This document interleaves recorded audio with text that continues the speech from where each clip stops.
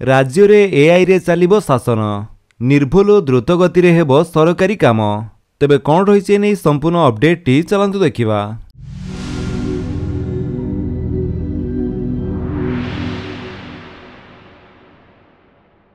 प्रशासन को चलचंचल और प्रशासनिक अधिकारी को दक्ष करिबो एआई।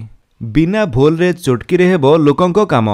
एथिपई सरकारी व्यवस्था सह एआई को जोड़िबा को निष्पत्ति नैछंती राज्य सरकार, जहा द्वारा डबल इंजिन सरकार रे द्रुत गति रे बढ़िबो विकासर गति। निर्भुल हेबो सरकारी व्यवस्था, रॉकेट बेगर हेबो लोकंको काम। द्वंद्व रहिले एआई करिबो समाधान। स्वशासन और प्रशासनिक संस्कार पई सरकारी व्यवस्था रे एआई रो बहुल व्यवहार करने को निष्पत्ति नैछंती मोहन सरकार। एने साधारण प्रशासन विभाग समस्त अतिरिक्त मुख्य शासन सचिव, प्रमुख सचिव और कमिशनर को चिठी लिखि अवगत करा जायछि। प्रतिदिनर सरकारी कार्य रे एआई रो हेबो व्यवहार, जहाँ सरकारी कर्मचारी कार्यप्रणाली को सुगम और कार्यदक्षता को वृद्धि करिबो। प्रशासनिक व्यवस्था रे देखा देउथिबा चैलेंज को प्रतिहत करिबारे एआई नेबो बड़ भूमिका।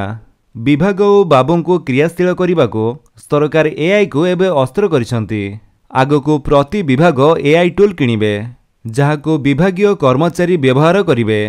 तेबे एआई टूल रो व्यवहार समय रे सरकार गुप्त दस्तावेज बाह्य प्लाटफॉर्म रे अपलोड न करने को निर्देश दिया जायछि। हेले प्रश्न उठुछि, विभाग रे एआई व्यवहार नहीं बाबू को मिलिछि तो ट्रेनिंग? एआई व्यवहार द्वारा मिलिबो तो स्वशासन? यार उत्तर आपण माने कमेंट रे जणाइबे। तो फ्रेंड्स, ये थिले आपनको पई किछि अपडेट। जदि आपनको अपडेट टी भल लागितले आपण वीडियो को लाइक कर दियंतु, आपनको सांगनक भितर शेयर करी जणांतु।